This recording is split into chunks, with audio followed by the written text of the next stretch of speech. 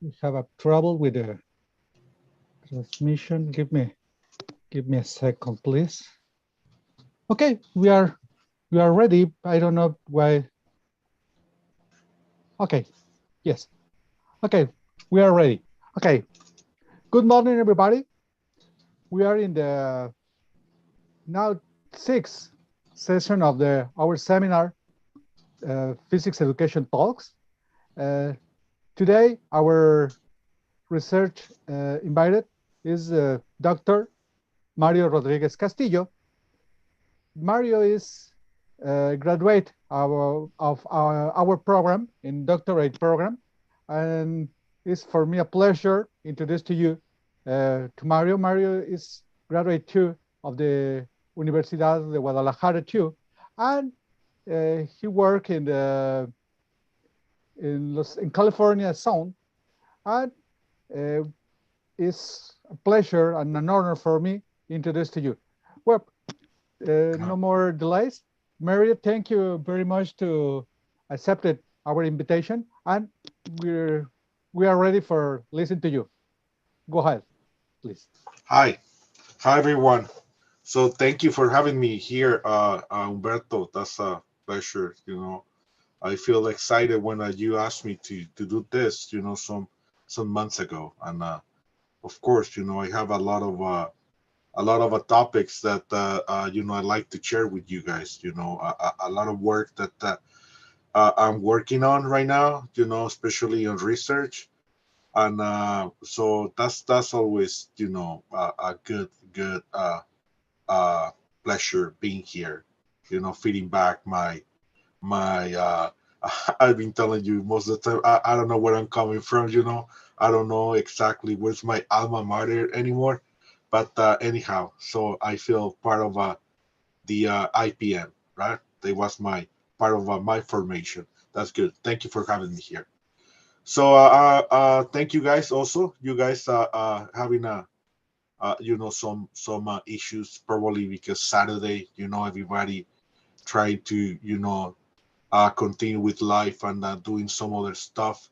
That's fine. I appreciate it, guys. So I hope probably in the next 20 minutes I'm gonna try to give you a good real research exposure to you guys. So thank you for being here. Okay, I'm going to introduce myself a little bit. Mario did really good, but just I'm an engineer. I'm an engineer from the Universidad Guadalajara. So I have some other degrees, So my PhD also with Mario here. He was my advisor, right? So my mentor also in the program. So I feel pretty good. And always and after we finish the program, after I finished the program, so I've been in contact with Mario here. Mario like to come a lot of times to the U.S. and we meet here. And also when you guys have those uh, uh, in Spanish is la Asociación de Física Educativa teaching. So I think on the border. So I like to go and meet everybody. See the new guys. Okay, so I'm gonna start with some perspectives that I have in the U.S. Right, I've been one of those guys that always being I don't know criticizing probably, but I'm saying like this is a question, and you Umberto, tell me if I'm lying or not, but I always saying like why we need to why in Latin America we have a kind of a misconception about doing research. Why we don't see why some people are fighting with looking at north, the US to do research, to do methodologies, to see theories, so and some people always thinking like hey, that we need to look to the south Latin America to do research, right? And I agree, in some instance, but I live in the U.S. probably 25 years, of my life. So I believe in the U.S. It's a lot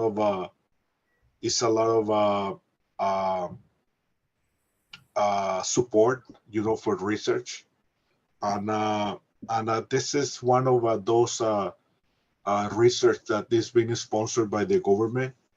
So, in other words, I'm working on with a group of people about this research, and the government is a sponsor of this, and I'm going to tell you why, right? So, if you see, everybody can see the slides, right? Because I see just the Mario's picture on my screen. Yes, So, yes, we saw it's any problem. okay. So, the topic of this research is teaching electricity to adults, right? Actually, is probably is not gonna be the final title, but I start with this as a my uh, hypothesis, and working on my research. So the topic of this is teaching electricity to adults, right? So this is a new perspective on andragogy. So as a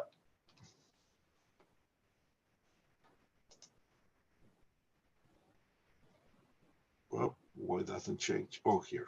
Okay. So in the U.S. is a country with a lot of problems, and also a lot of good things, and they are always looking for ways to approach things, new ways to do things, new ways to teach, new ways to even to do work. uh, uh, uh, uh, the US is a nice country that many of politicians and also administrators of the country have uh, uh, open mind to really invest on research, right? They totally believe on the research is a part of the developed science, right? So in the U.S. there are five different branches of or seals of the military, right? So and also it is one more that called the Veteran Affairs, the commonly called the VA system. The VA system is like the I want to say like el Seguro Social, in Mexico, and it is a place where it is in charge of administrate the health and also the well-being of the people that is retired from the military, right? It's a big system. It's a lot of money. So it's a big system. I can tell because right now at this moment we have around like 18 millions people retired from the military. So people that it is having a pension from the military, uh, they have a public health, from the military. They have a lot of benefits of the for the military. So uh, most of the public institution in the U.S. Uh, they have a programs to really be attracted to the people and get enrolled and get enlisted for to become an army guy or police or a social a city employee, and most of those institutions they have a type of incentive that you can retire after 20 years of service.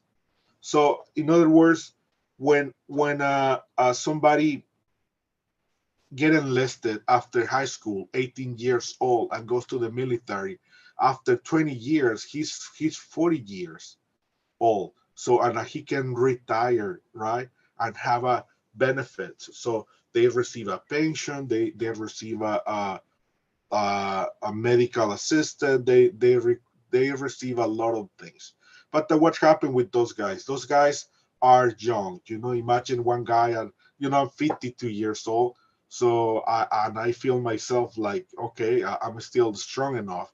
I can imagine those guys on the age of 45, like get retired. So they have to be doing something extra, not just uh, uh, doing life as we know. So many of those guys have a issue about the money that they receive of a pension. So they start looking for a job, right? So pensions probably depends the kind of a work and your rank and everything that you went through the military. So that's the money that you're gonna get as a pension at the end. So many of them have the need of look for another job, right? But unfortunately, 20 years of military training, uh, it doesn't work for them, right? So in other words, it is really difficult for military retiree to apply those skills into the civil work, right? So this problem has been a big issue for the VA system because they are a thousand of people that don't can get a job because the only thing that they, for example, work, it is people that, I don't know, they were Marines and they only expert on in arms, right? So and it is difficult. So the BA program start creating 10 years ago vocational programs, vocational programs where the retirees go and enroll. So they becoming several, they have a several programs. They have a electrician, they have a plumbers, they have all vocational program that you can think. So they have access to become a one of them. So in my case, I'm a electrician, so I have experience also teaching physics, and they hire me to do something on this issue. Why this? It is difficult for the VA's people learning new skills, especially when you have a 50 years when you are 50 years old, and also you have a training of a military. So it is difficult for them. I see it, when before I got into the team that is developing this research.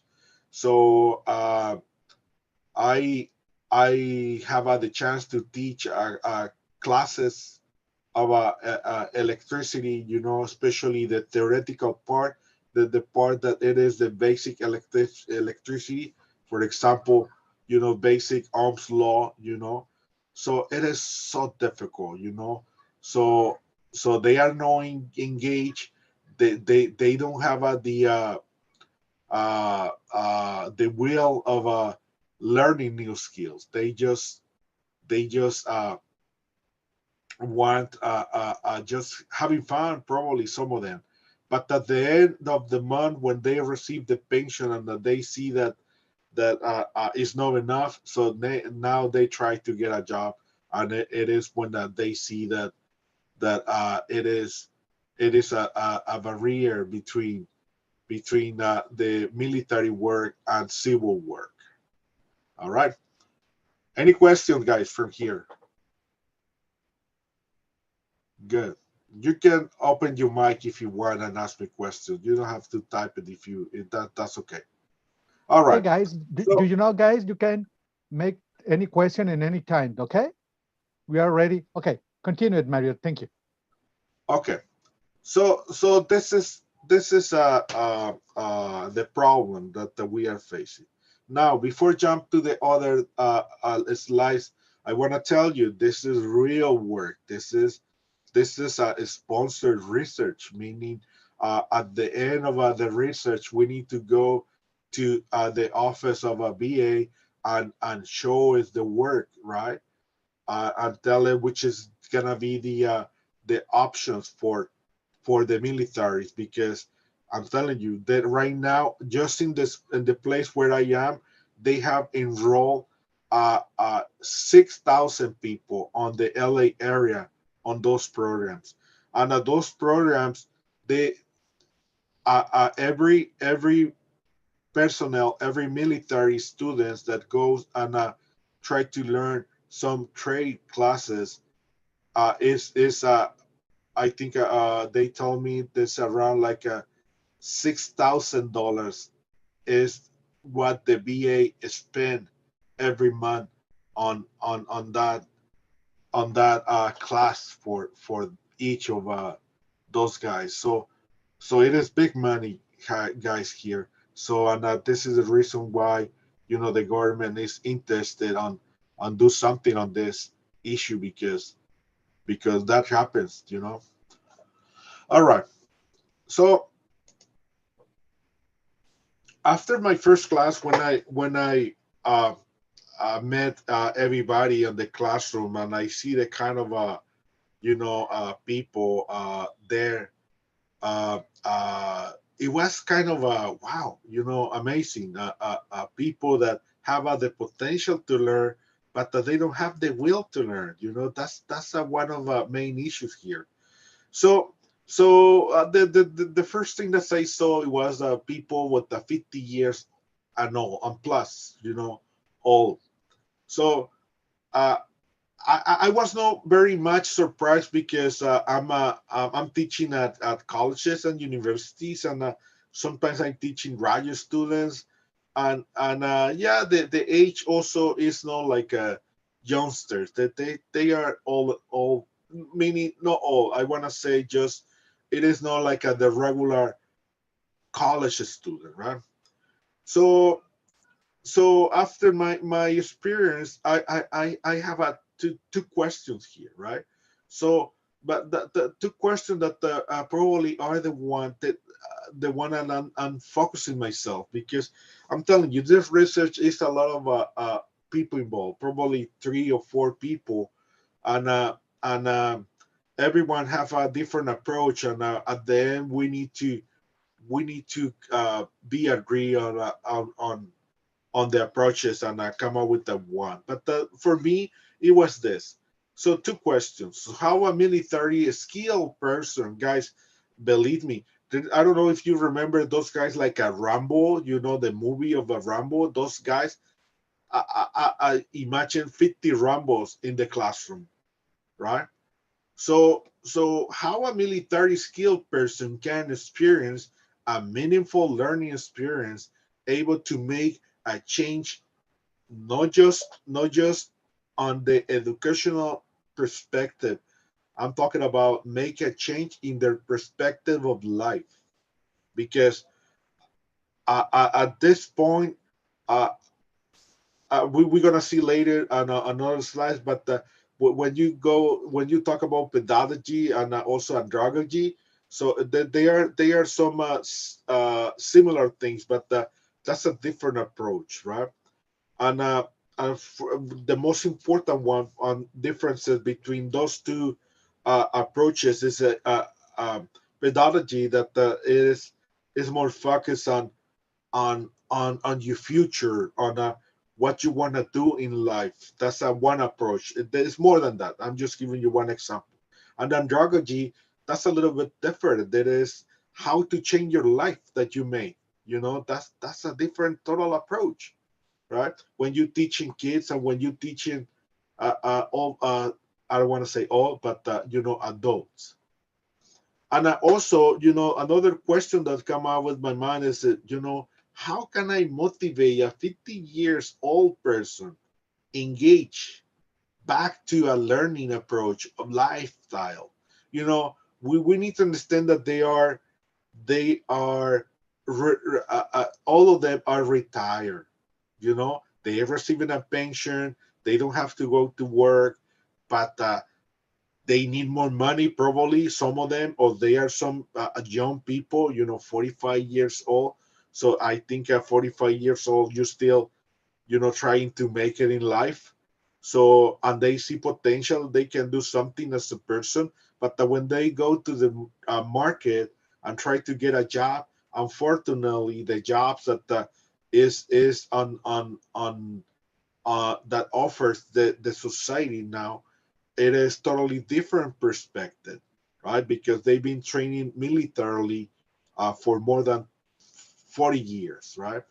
So those two things are the one that I decide to start, indicating on those two things, because those are those two questions are the one that's gonna give me uh, the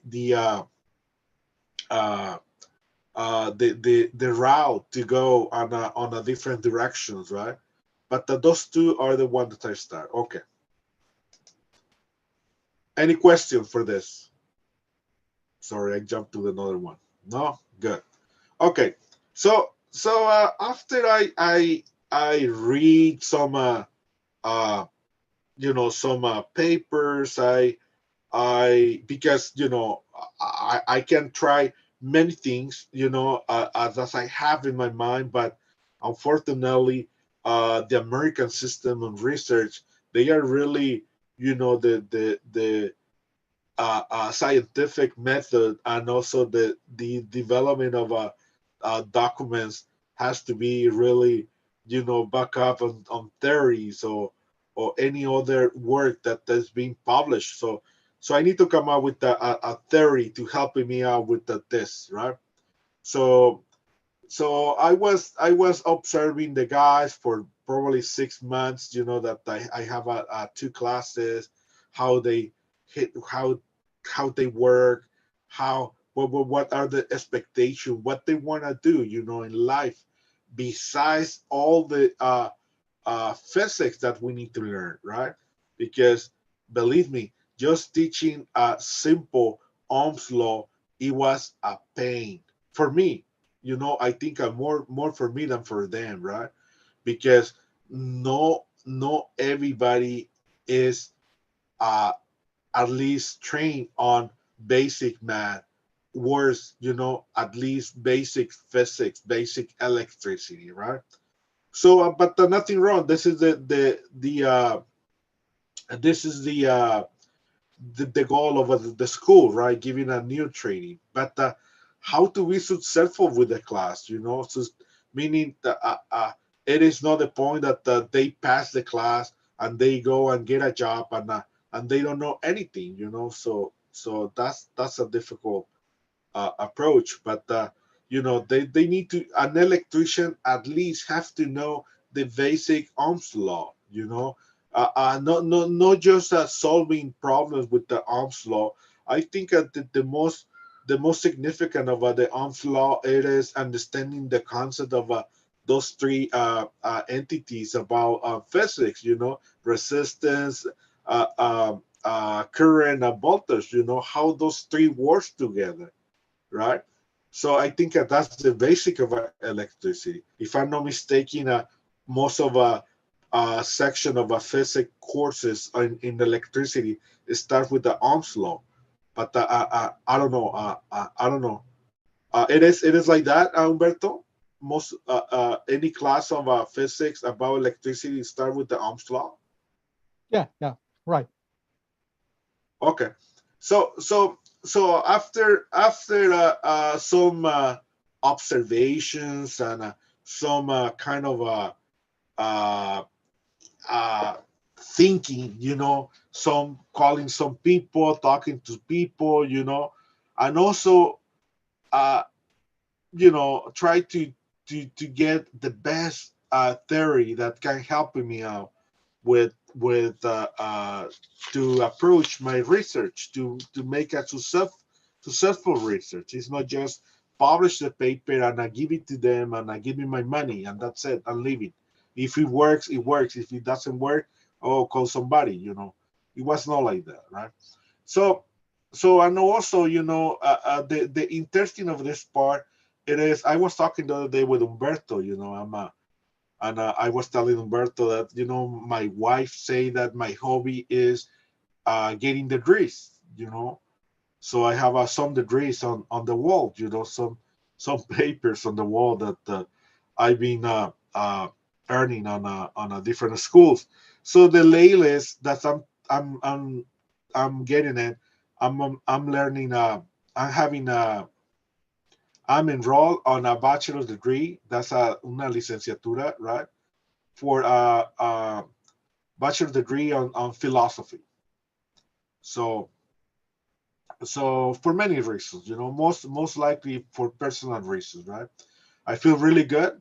I like it, and I believe it's really worth it for me, even taking at this time of my life. So I have a class. I have a class on my philosophy uh, classes, and I had a class called critical pedagogy. I was like, a critical pedagogy. So wow, what is that? So I start reading. I start taking the class, uh, doing homework, doing some lectures, reading, that kind of stuff.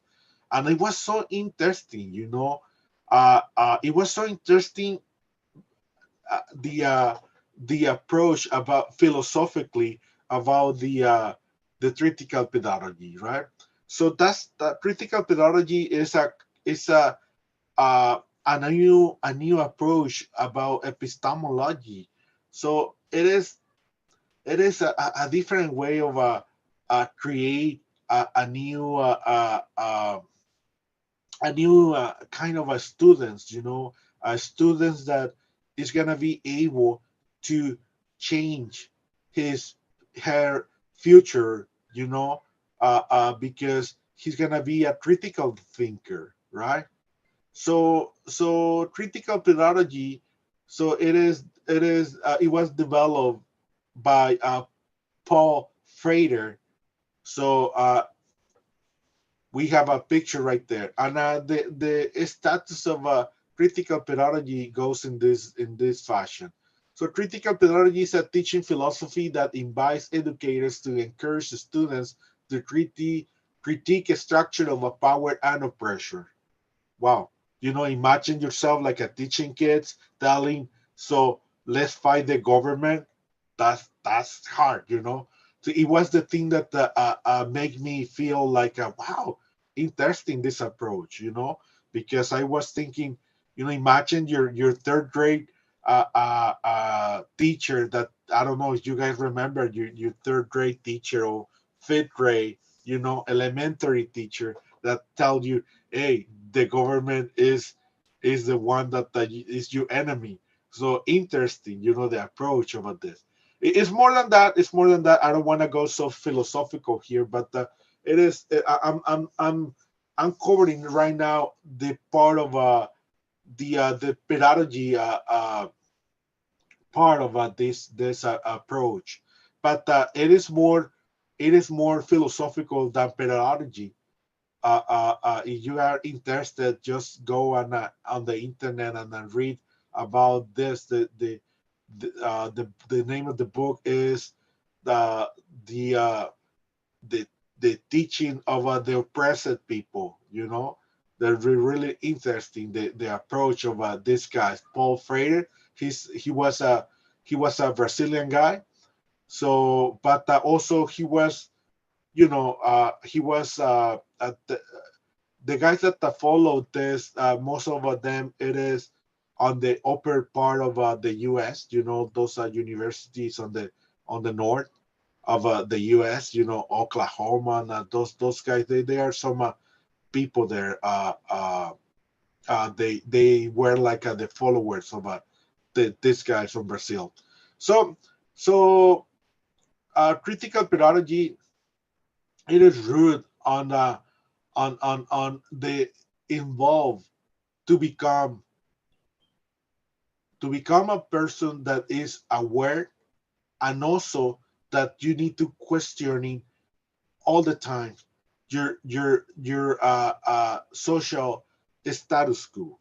In other words, you need to ask yourself, Why am I oppressed, and why those oppress me?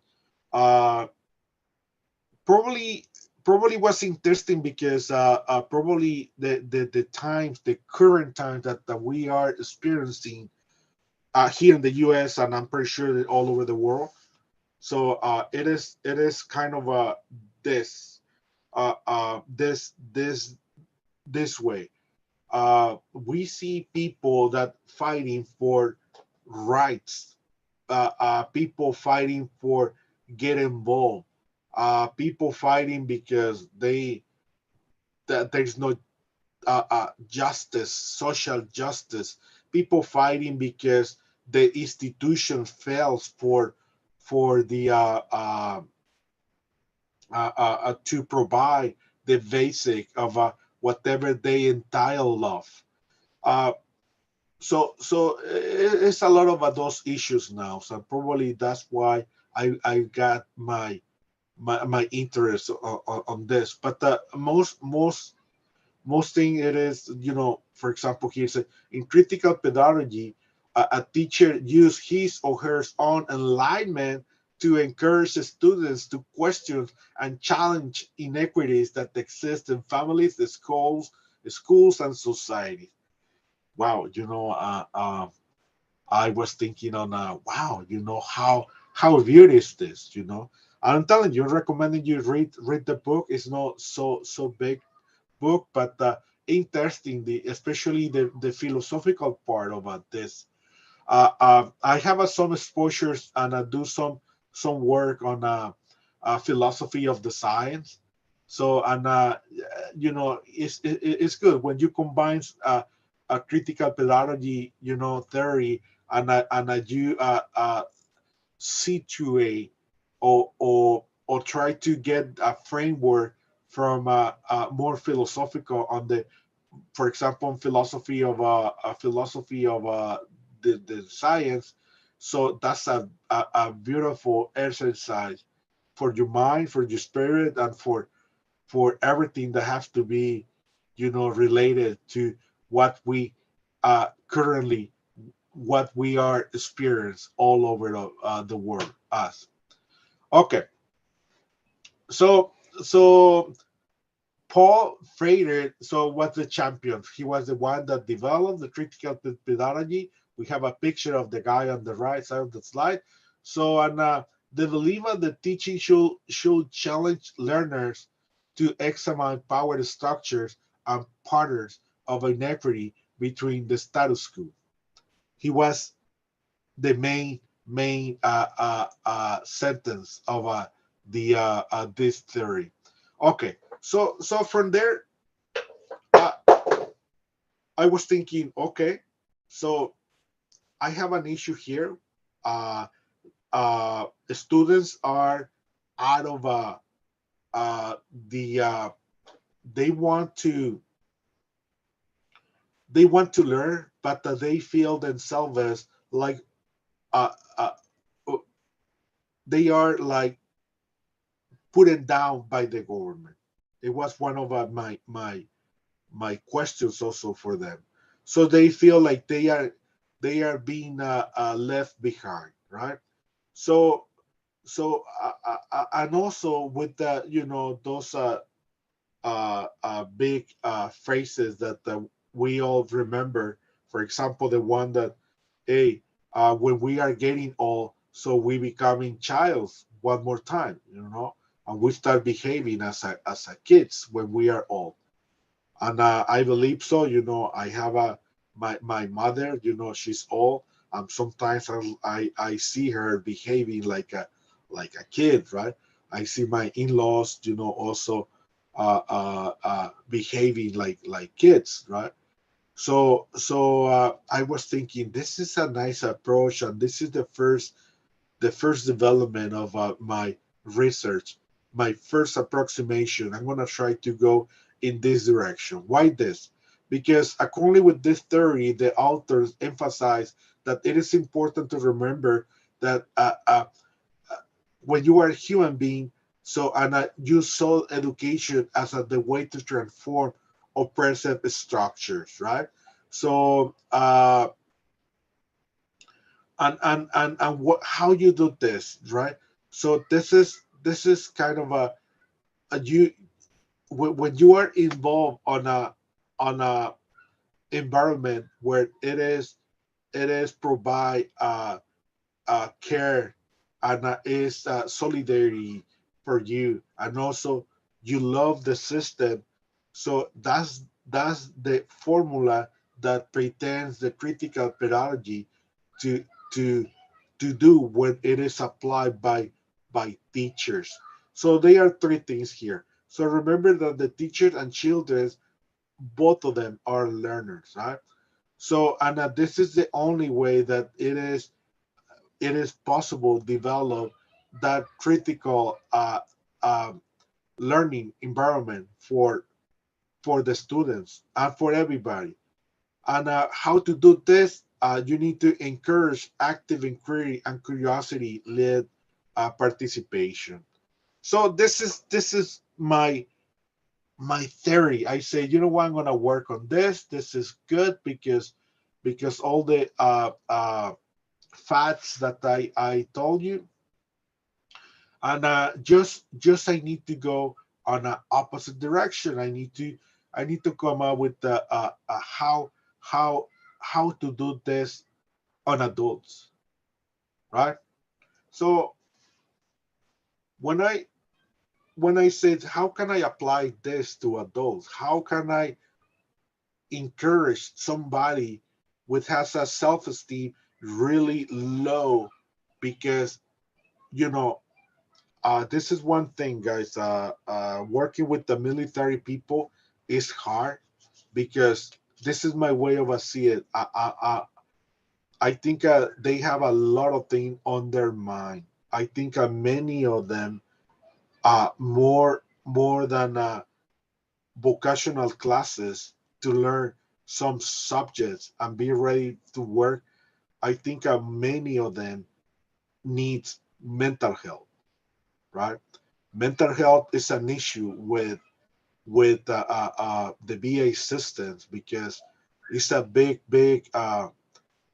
percentage of people that when they come in from work, they have issues mentally, and those issues doesn't allow the people do good in life.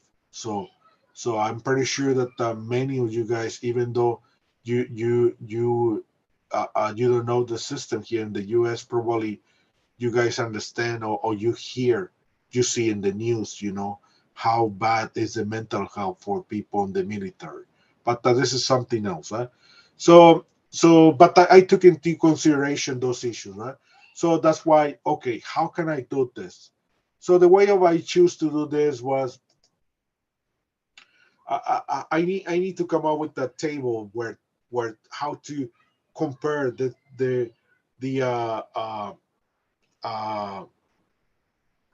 uh, those two different approach. But first of all, I need to understand pedagogy. I am not an instructor on elementary school.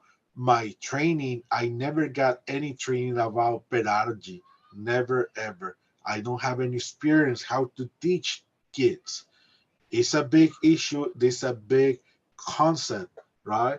And probably here, in the US, most of the people going to teach, they take like 5 classes on pedagogy, and they see pedagogy on a different framework. They see on philosophical, they see on science, they see different ways to approach this, but they are training for this. Myself, no, I never, and even though I never had the intention to teach kids, and that's on my at that level, elementary school. My training was to teach people in college of universities, but no in this. But first of all, I need to understand the roots of pedagogy, right? So, and I have this chart here where it shows the differences between a traditional teaching practice and the critical pedagogy, right? I see, for example, that the pedagogy emphasize, the traditional teaching practice emphasize on instruction, classroom management, discipline, how to, skills development. So in the other side, we see critical pedagogy, so that the emphasize on human beings. So what are the needs, which is the concepts, that context that you live in on. So what are the stories that happening now. So when I see this, I see, wow, imagine yourself just to teach it on a you teach it on elementary school, just you know, talking about histories and telling you the context. It's a difficult approach also, you know. I'm telling you, this theory is based on philosophy more than a pedagogy. They had a lot of work, people trying to change the frame philosophically, and put it in a framework where it fits pedagogy, and it's working. I see this, and especially now that we have a big issues on time, you know, with the government and all those things that we are having, especially here in the US. I'm telling you, the country is totally divided. The reds and the blues, you know, the Donald Trumpers and the Biden Trumpers. So this is difficult for the, not just for the US, I think in the world, you know, everywhere. Those antagonist H's are difficult. So another traditional teaching practice is on the traditional teaching. It is focused on an instrumental dimension of education, and totally opposite. The critical pedagogy is focused on the holistic function of education. Totally different here. Instrumental instrumental is like you practice until you are good. You memorize it. You repeat it and repeat it and repeat it until you are the perfect student, and you know whatever you need to know. On the other side, a holistic function of education totally meant the different approach, meaning that you need to be aware of education, and you need to understand the concept to use it when it is appropriate to use. The other practice on traditional teaching is the position of the learning, you know. And the teaching practices is a neutral approach. In the other side, it is probably political, right? I wanna see like this.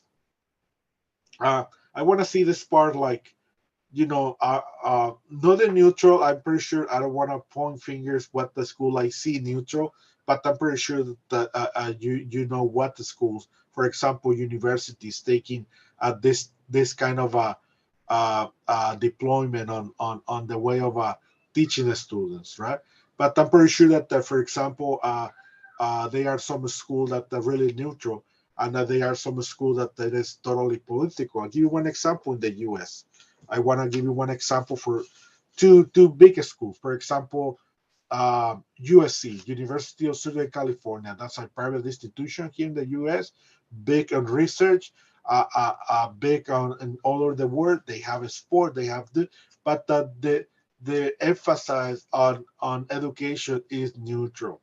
Now, another we see schools like Berkeley, California. You know, University of California, Berkeley.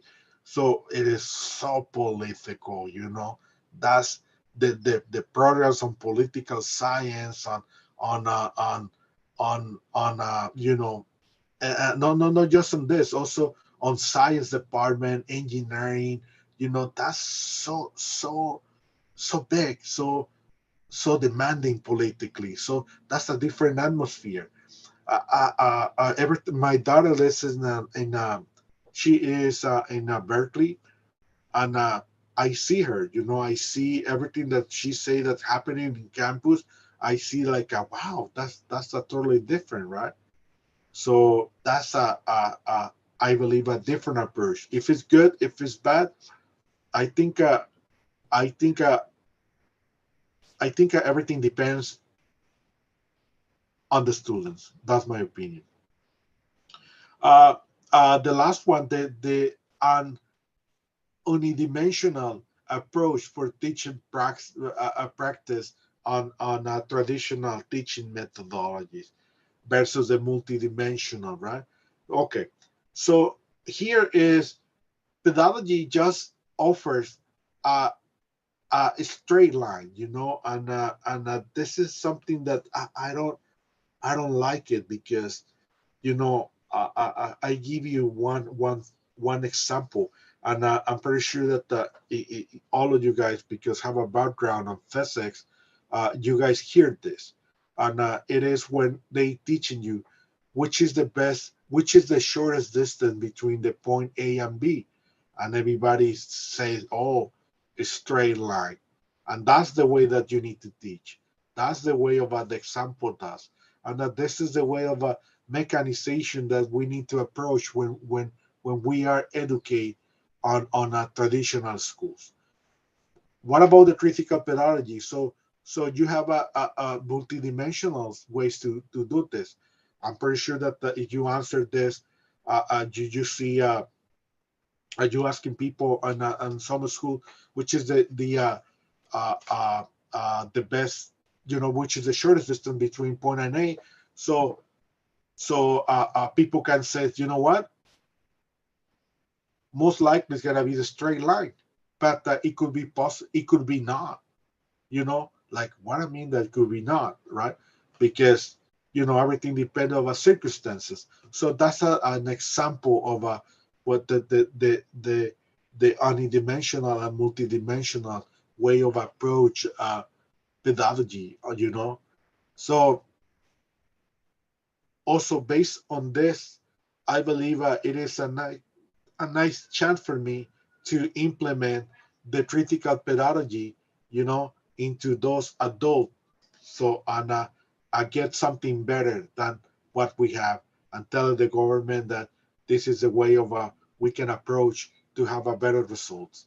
So from there, I was thinking, okay, this is pedagogy, but my students are no small guys. They are 50 years old people.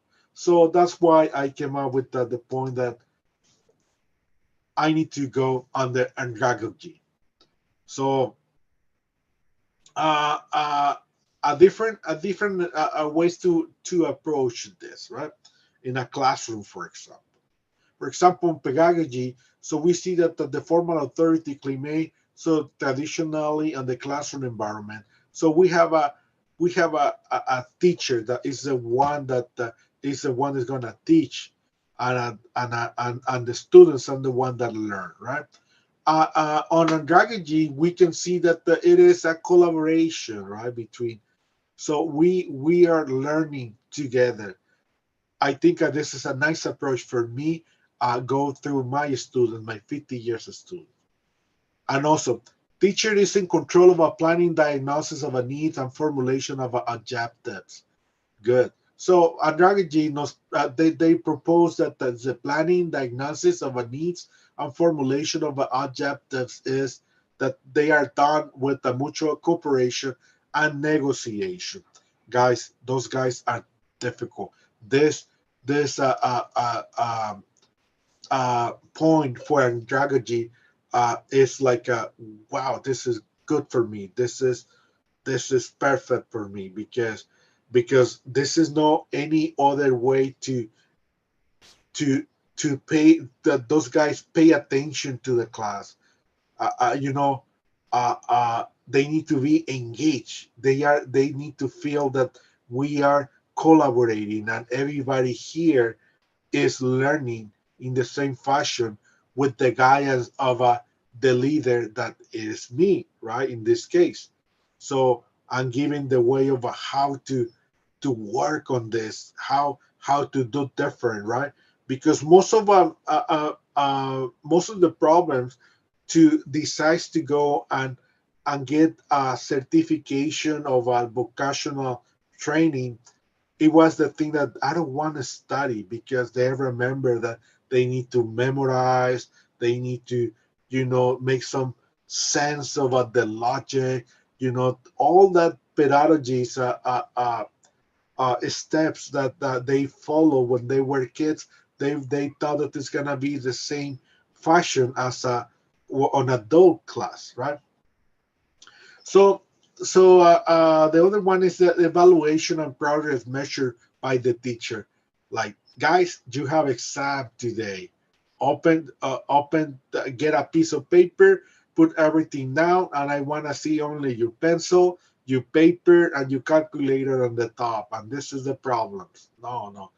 So on the andragogy, it's a little bit different, and the way of approach this, and evaluation and progress measured by mutual discussion between the students and tutors. Yes, I don't. I here I'm developing skills for life, skills that are gonna make the people feel more confident, go outside and ask for a job, because now I can do this and you can pay me for doing this, right? So I don't have to be like pushing people to okay, you need to pass the class, and the only way to pass the class is some exams, right? So that's a little bit different. By the way, okay, I told you this at the end of it. So subject-centered delivery of information, that's another aspect of the pedagogy. On andragogy, we can see that the problem-solving approach to deliver of information. Delivering information is the key of for the adults, because they learn different. That their mind is out of a shape to really be subjected to be delivered of information. Their span of focus span is short. It is lower than somebody younger. So that's why it is important that we deliver the information and we don't center the information. This is what is, and you need to learn it. Last one say that no usual conducive to increasing self-directed learning as the students look to the teacher for all the learning cues. Okay, this is I love this part, because this is a increasing directed learning as the students look to the teacher for all learning cues. So if I have any question, who has to solve the problem? The teacher. And I'm telling you this because I've been trying this another classes, not with the BAs, and the response of some students is this. Uh, they ask me question and I answer with another question, and the question of those guys is, I don't know. You tell me. You the teacher. You're supposed to be teaching me this. This is this approach, right? So on the andragogy, that you need to be different, right? So you need to be extremely conducive to increase self-directing learning. So you need to push the limits of the students, the BA students, for a better learning experience. That they need to be able to solve the problems. They need to be able to understand the problem on a different in a different approach. I give you one example. I do my lecture, and not all students learn equal. That's a fact. But we understand that if you have any questions, you can address the question to the instructor for a rapid understanding of a few things that you missed from the lecture. But when you didn't understand the whole lecture, so you need to solve it on a different way, this problem. One of the problems is you need to look for sources where they can teach you the learning lesson on a different perspective, in a different way of saying words, in a different a class with a different methodology, with a different methodology, different examples, most probably, right? So this is the way of how andragogy varies from pedagogy, because the way of differences of age make the difference of the students, right? I don't know. Maybe some of you guys have the opportunity to teach uh,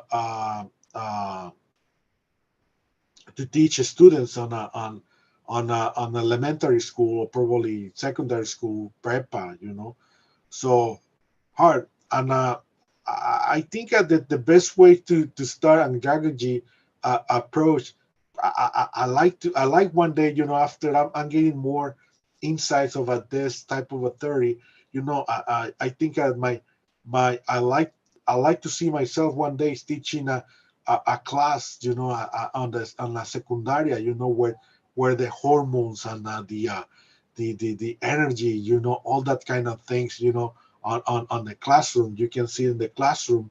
So I like to go in this direction. It should be like, I believe it should be a really nice exercise. To really understand the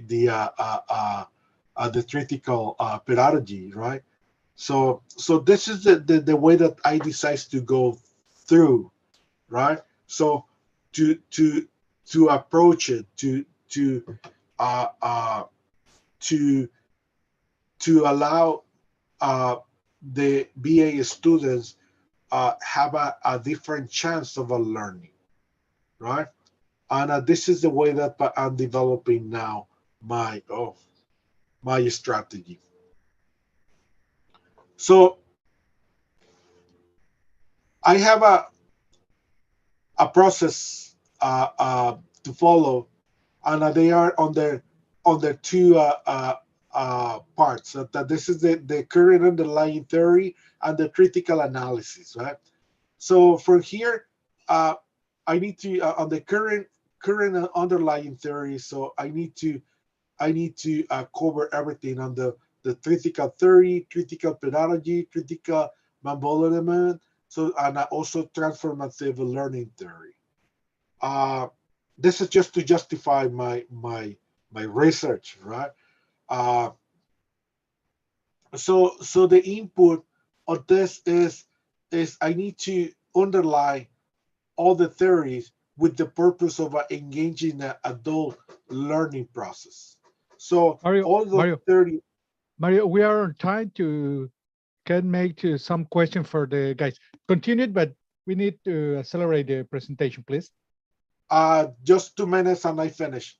Okay, okay, no worry, don't worry. So after I have my input, right, about those theories and the engagement of the due process, so I need to make an assessment about this, but then my assessment has to be in a critical analysis. So I need to refine which is the way of how the students work, right? So and which is defined, which is the purpose of a learning. And I need to come up with the way of how to make those guys individual learners, and how to have a meaningful learning experience for all of them. So in other words, my output for the way of teaching has to be on the critical analysis environment. Everybody has to start thinking more critically. That's the way of the approach of the andragogy. So conclusions. Most likely, students are responding with interest to this approach. Also, what I see and what I like, probably it is the big content on social criticism is one of the key to succeed with this approach, right?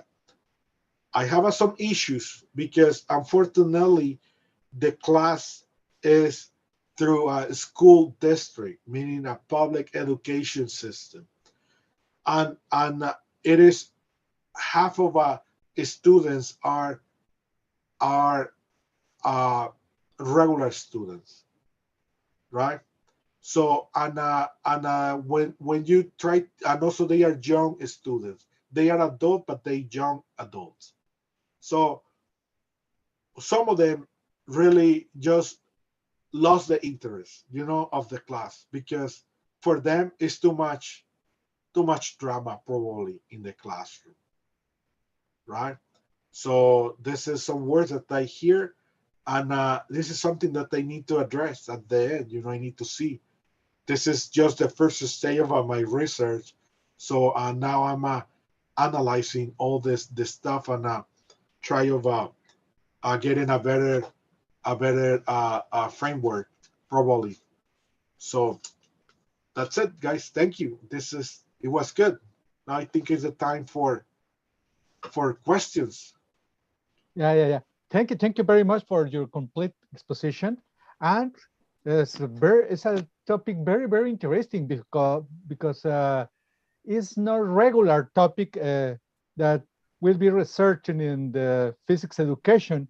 Like you saw, the topics or the research is focused in basic level, high school level, uh, university level too.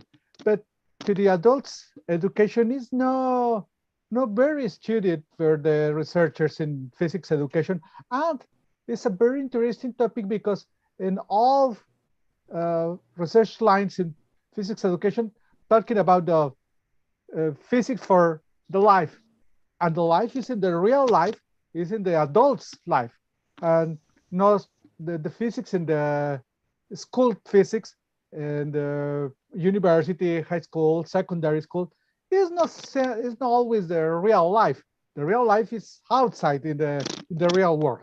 But I don't want to monopolize the discussions. Okay, guys, the the discussion is open.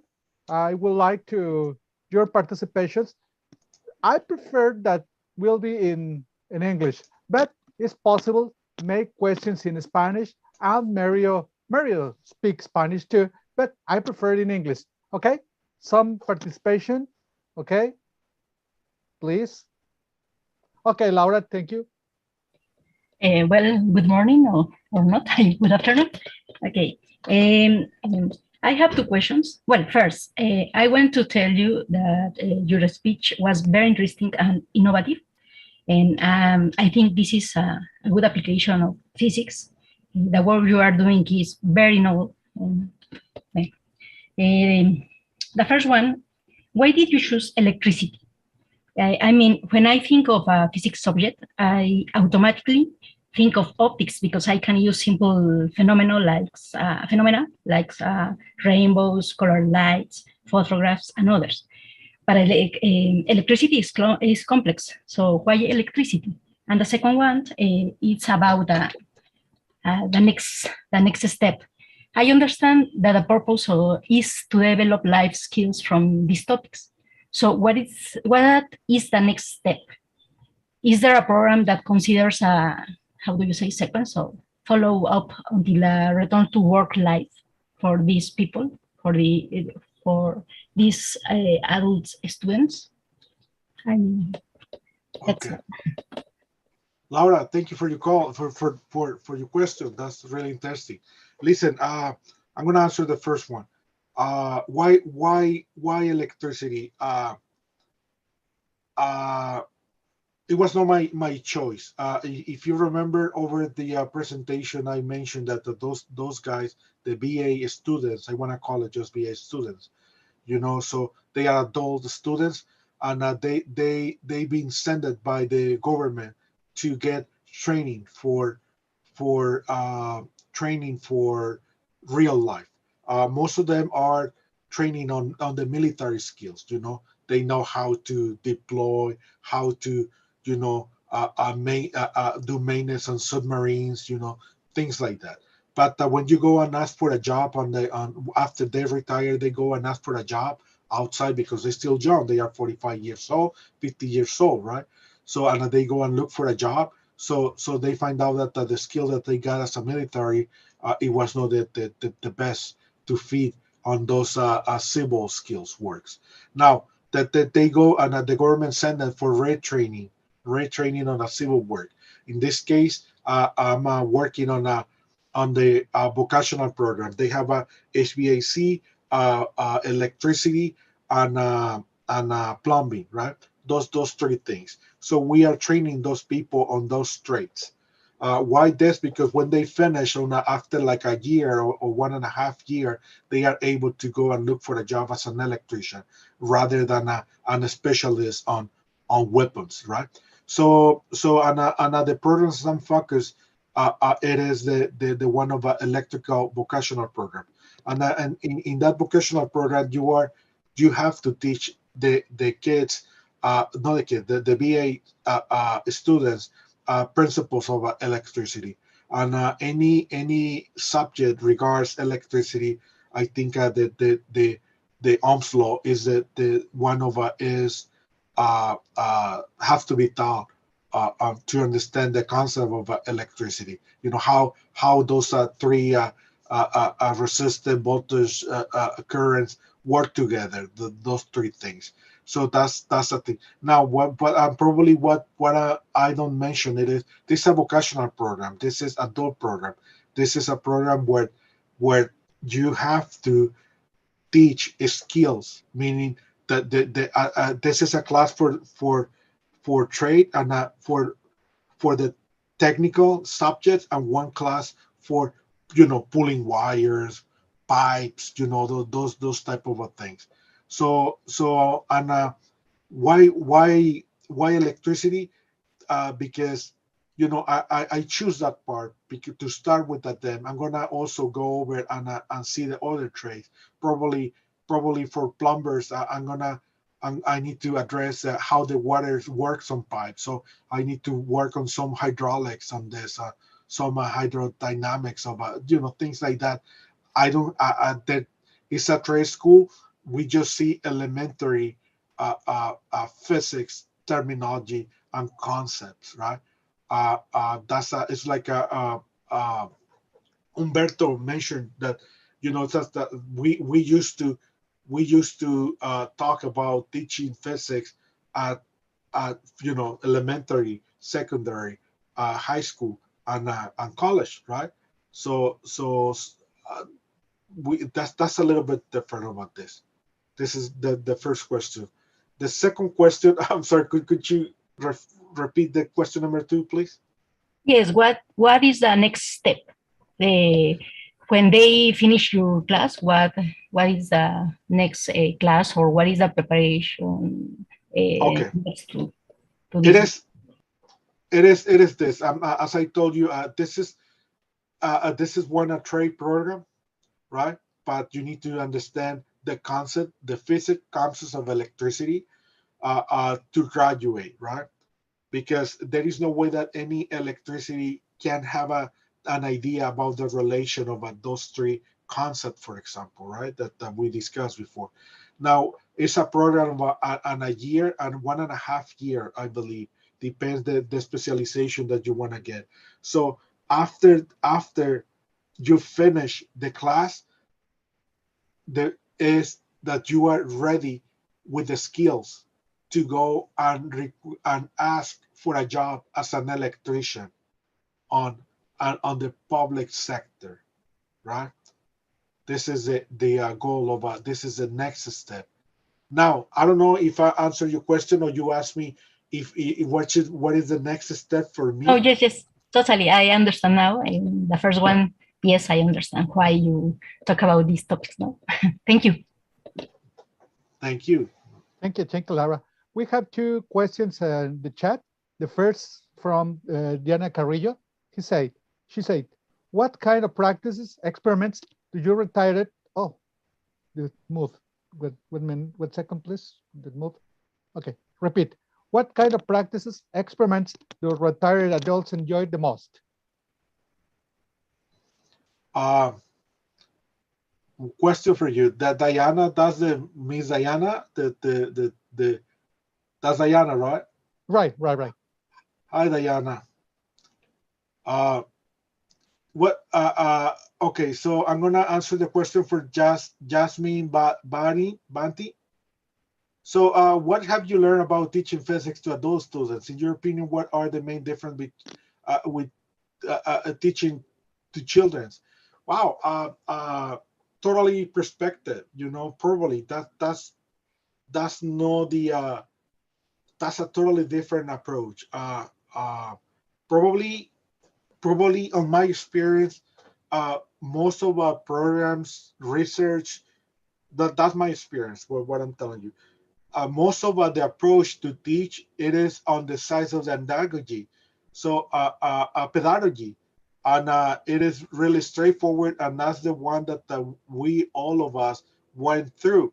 So uh, it is a big difference. I think I, I think that the teaching adults is a different perspective and a different approach. When I'm talking about approach, it's 50 years old, right? So when you have a 30, so there's no old, So I think they still obeys to the pedagogy perspective, but adults, you need to do different ways to really. I think that the I think the big difference is the attention, the attention, how to make that a kid pay attention, or how to make an adult pay attention. I think that this is a different approach, uh, because as we say, that the traditional pedagogy has some strategies that you are the teacher and you can demand the students to pay attention, otherwise you can leave. Please go live. In my case, an adult, there is no way I can do this. Like I tell an adult, 50 years old, sorry guys, if you don't pay attention here, you know, I want to ask you to leave and go to the director office and let's talk about this. No, no. I think the way that you need to approach adults is different, and you need to work as a leader for uh, you need to prove them that you can teach them something. In other words, when they ask you something, you need to answer accordingly on what they asking. Otherwise, they lose the interest. I don't want to say they lose the respect to you, but they lost the interest, and it goes really apart on what you are working. All right. So Abraham, I want to thank you, Lecture Weston. Thank you. So apparently, how to motivate students remain fundamental topic regardless of the age of the students. Apparently, how to motivate students remains a fundamental topic regardless of the age of the student. I agree, right? So that's my point. And a question: when you compare pedagogy versus narrative, the part where the objectives are planned and formulated seems important to me. Could you elaborate a bit about that part? Uh,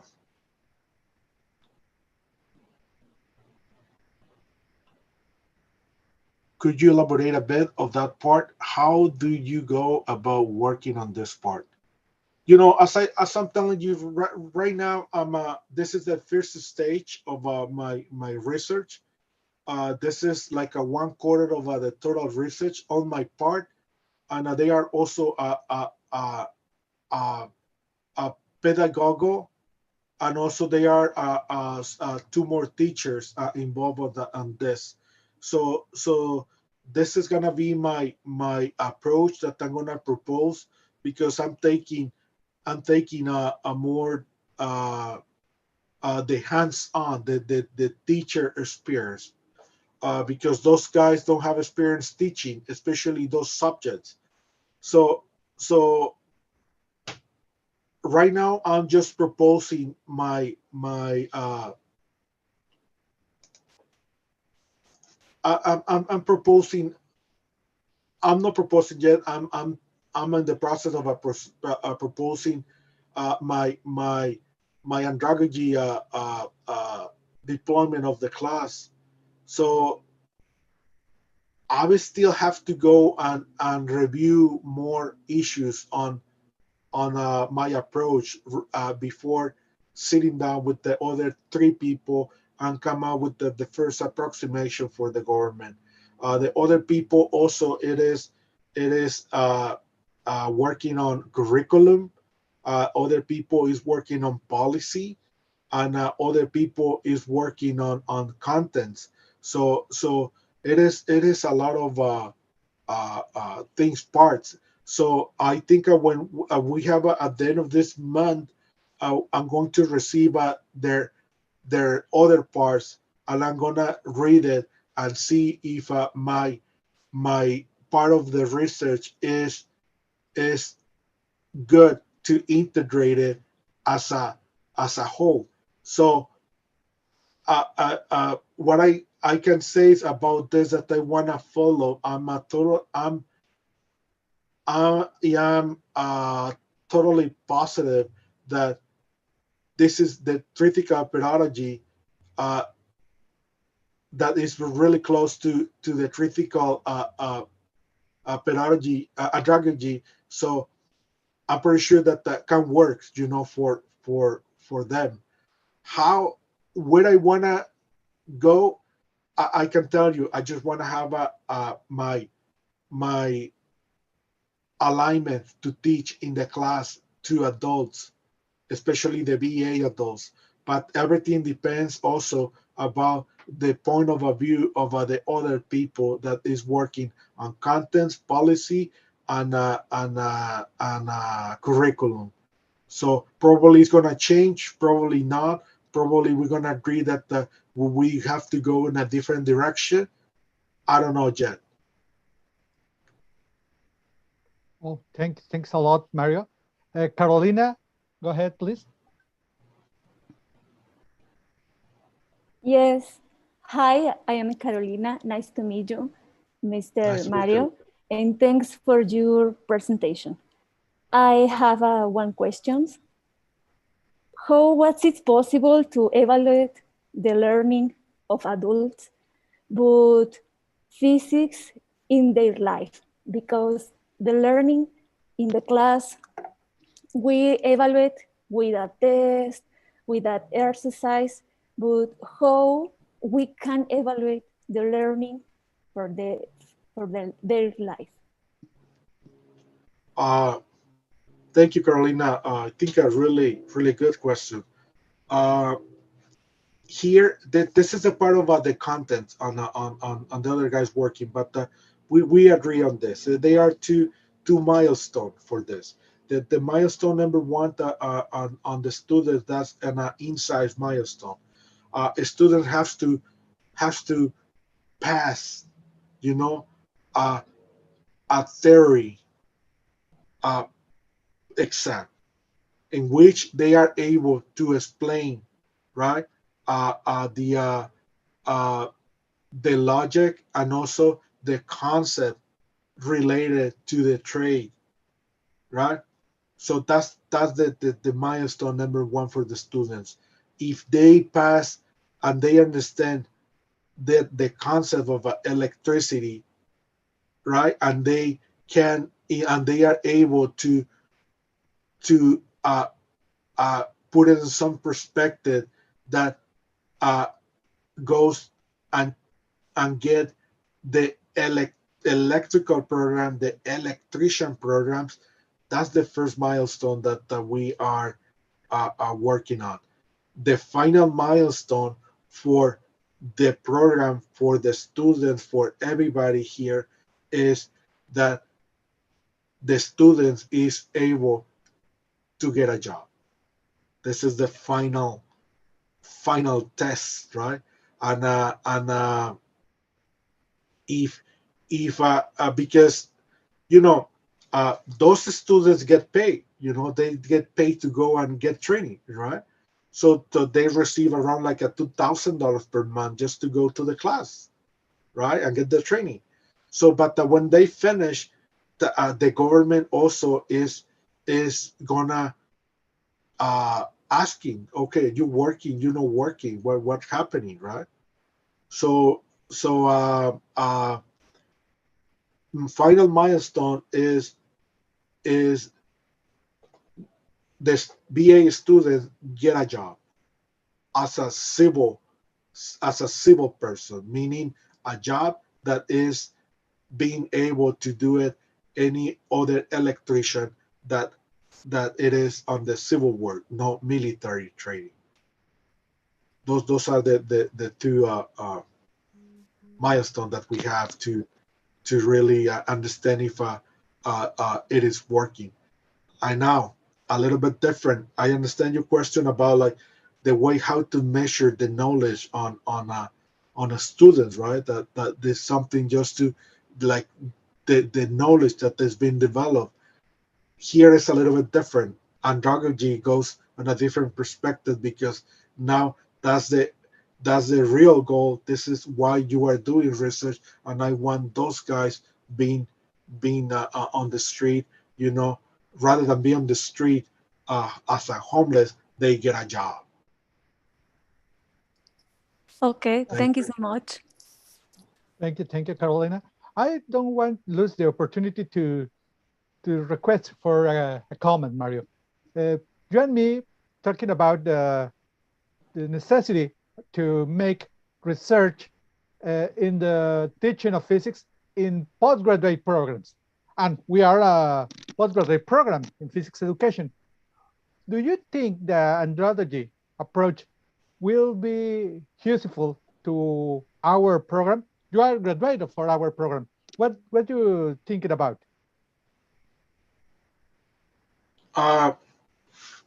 You know, we were discussing this many times, you and I, Alberto, you know, you know, I every time when I see something and that remarks my memories about the program, you know, I just take some notes, and you know what, when I see Alberto, I'm gonna tell her, right? That we were discussing, you know, recently the thing about the credit, for example, right? So to standardize more the program versus other schools, you know, things like that. But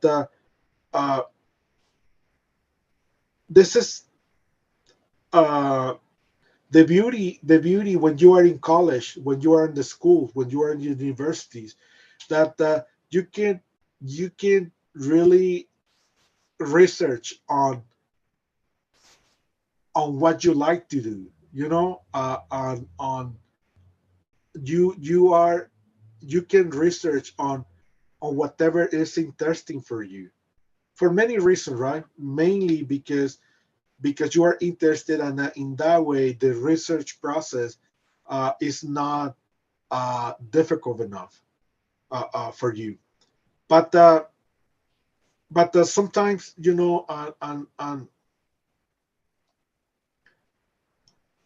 when you doing research, and you get paid for this, the perspective of the investigation change, you know. This is my first experience on a paid research. I have some other research, but just collaboration, you know, on the time when you need to pay for publishing, right? So wow, you know, and no, this when you get paid, I want this paper, and you're gonna present it, and this is gonna be the base of some others up front, right? That somebody has to do something else, right? But we need to make this successfully, because they are spending millions of dollars on this issue, right? And they don't see that it is good enough, as they need to approach it differently, and that's why they investing money on some people, you know, me and other three guys, that I want to do this a little bit more meaningful for the people. Meaningful for this is less expensive, right? That's the difference. So uh, uh, I believe opportunities to get research everywhere I think is endless, but we need to be careful on the subjects that we are learning, you know, and we try to discover, and sometimes the subjects are really complex that we rather go and take it in a different direction of you know, just to go along with the what you are researching. But I'm recommend for the program that, you know, I think we need to uh, approximate the the the research topics close to the industry. When I say the industry is the guy with the money, even government, even you know, On private a seat. money. You know, I understand that, and because those are real problems. I'm not saying that the others are not real problems. They are, but you know, that this is more complex. You know, and when you facing a problems like this, you know, I need to come up with something. There is no like I have not the chance to go, hey, Humberto, change my thesis project, you know, because I don't like this one. They pay me. I already spent the money that they give me, you know. So I need to come out with it because this is real. So my no, you know, just my point of view on the program is we need to be close to the market, you know, on research, and having more close topics of investigation. Of course, on the line of investigation that the program offers, right? They are three or four, five lines, but uh, unfortunately, you know, there are some lines that are so difficult, you know. I remember one day uh, when we went to here the border in Ensenada, right, for one All of right. those yearly, and one guy said that oh, I go to the I went to the school district and I did this, so I was surprised, you know, like wow, that's not easy enough, you know, approach to an institution like a school district is difficult because it's not like they need to be careful because suit, lawsuit, and this, and why you using my kid for this, and you know, it's not easy, right? And those are the kind of a constraint that probably we don't face when we do a different type of research. So I believe it should be really good if sometimes, you know, encourage students to go and try to catch those kind of problems, right? To investigate, I guess, even though they are no they are boring, you know. But yes, that's the real word, and this is the type of science that you develop somehow.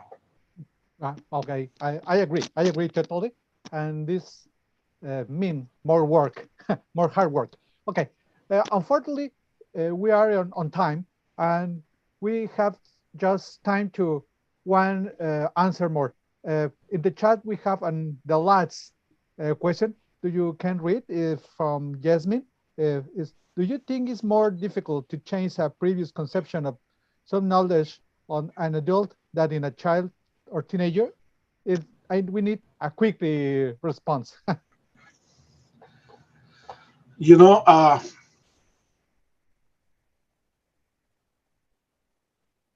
think everything lies on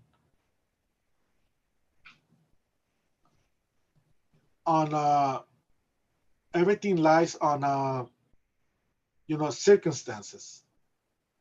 Uh, I believe the base of pedagogy and andragogy, they are only bases, and you as a professional instructor, you should be able to be on any front accordingly to the needs of whoever you have in front of you as an educator.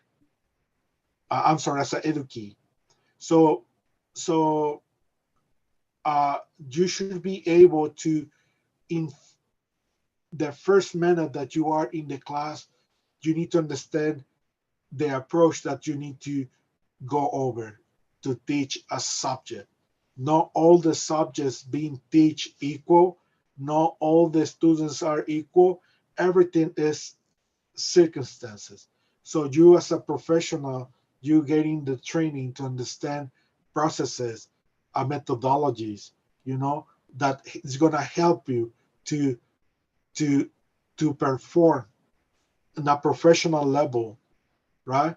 And direct your lecturing as is being adequate, accordingly with your experience and also your the people that you are directed, even teenagers, kids, or adults. In my case, I'm telling you, no kids, no 6 years, no. I don't know. My patient is blocking me out probably to go on a go in some direction, and it doesn't make even for them something meaningful. Rather, for me, the worst. Now, my best framework, the one when I really enjoy, because I give a hard time to the students, is graduate school. Oh, I love it, especially when I teach like numerical method for, for research, and wow, so now, okay, you guys feel yourself like you are a PhD student. Okay, here's a differential equation, let's find out this equation of a motion for this. Oh my God, 3 weeks and the guys is still like where I am. That's a different approach, right? Yes, you need to be good for this. That's my advice, my answer to this question. Okay, thank you, Mario.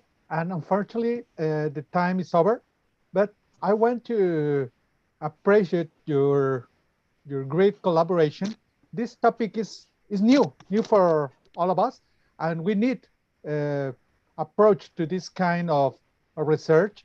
And you are totally invited to collaborate with us, And okay, guys, now the Dr. Mario Rodriguez and is open to collaborate with everybody of you.